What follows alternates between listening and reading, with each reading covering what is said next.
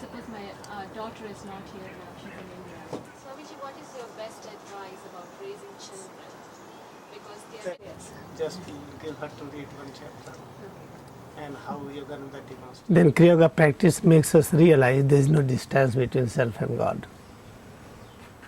It means we have everything, we are not knowing it. Practicing Kriya Yoga opens our eyes to realize this, that everything we have. And a big message that you bring to the people of Cleveland is to make the effort to achieve nonviolence.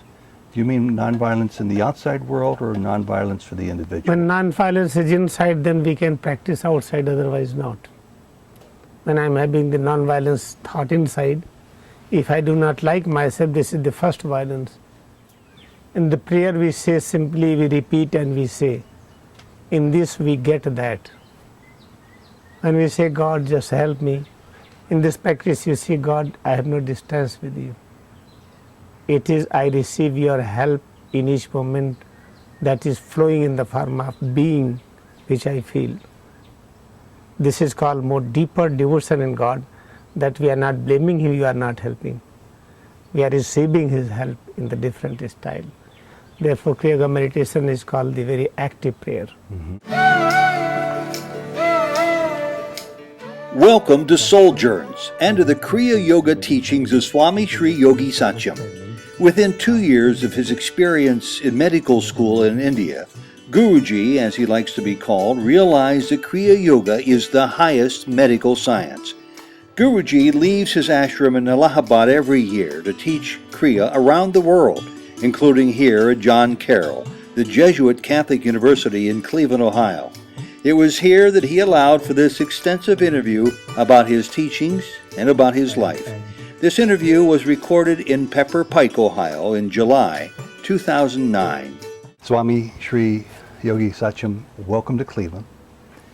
It is a pleasure to have you for this opportunity to inquire about Kriya Yoga. Why is the practice of Kriya Yoga meditation so very important in your estimation? Because it is our nature. Practicing Kriya Yoga is called finding our true nature. Our true nature is searching the quickly all power, knowledge, peace and joy. When you practice it, you get it. Therefore, it is very important for all, and everybody likes to listen sincerely. When you say it's our nature, isn't just living our nature? The nature means the nature of human being, not the external nature. Our human nature is to realize the ultimate truth, that there is no distance between me and God. This is our real nature. We are searching that oneness.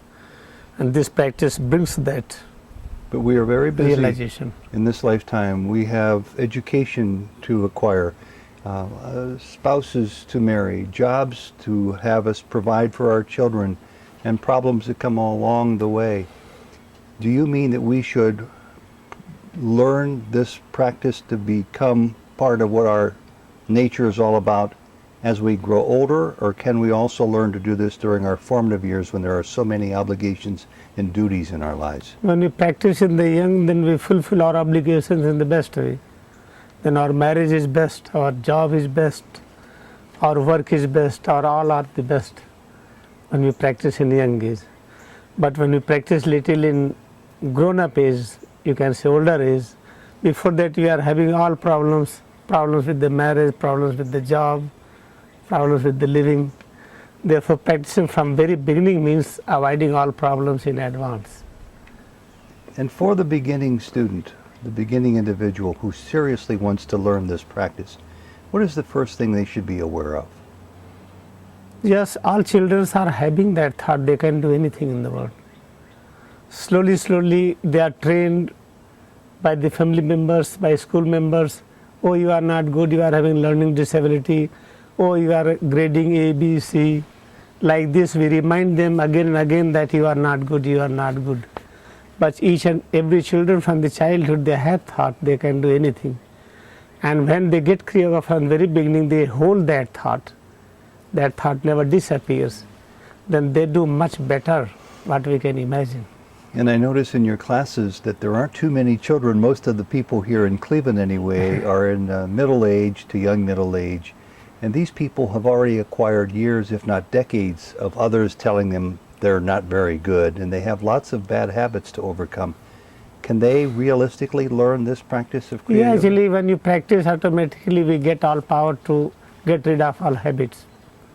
Easily, even I found that chronic smokers, chronic alcoholics, and who are taking everyday sleeping pills, they get rid of all habits. It doesn't take long time. If they listen sincerely, they want to get rid of them. And you say they'll get this power. Where does this power come from? It is from inside. Power is everywhere. This body is able to suck that power through the medulla area. Therefore, this is called the mouth of God. This is like antenna. From this cosmos, this power is entering inside, then going outward in the process of sense perception, reasoning, and mental activity. And when we learn to trap that power and we try to store inside head and spinal cord, then we awaken what is called the sleeping wisdom centers in our head and spine. And you say it's like an antenna. What is Yeah. it that it's drawing to it from the outside? It is just the intelligence, cosmic intelligence. It is having the power to create anything, to do anything. That is the power which nature is eternal peace, eternal joy. It is the same element which is having the power to become all.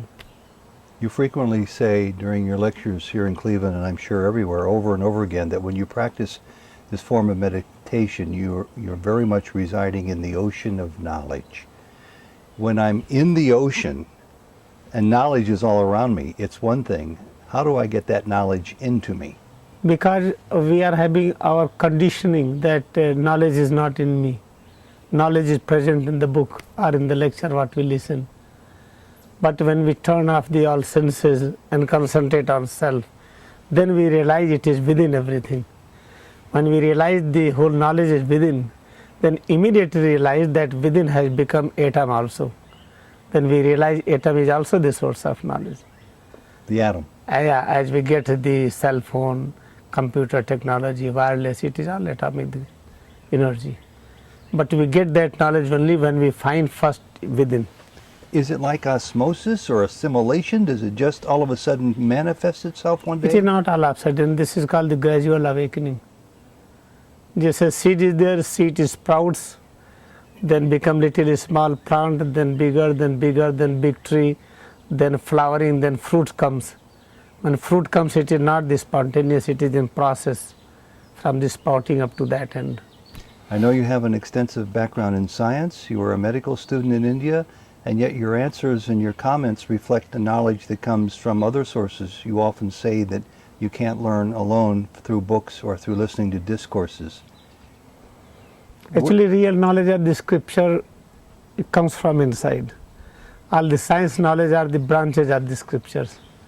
Just as the knowledge, I and God are one. Here God means the complete unit of power and knowledge.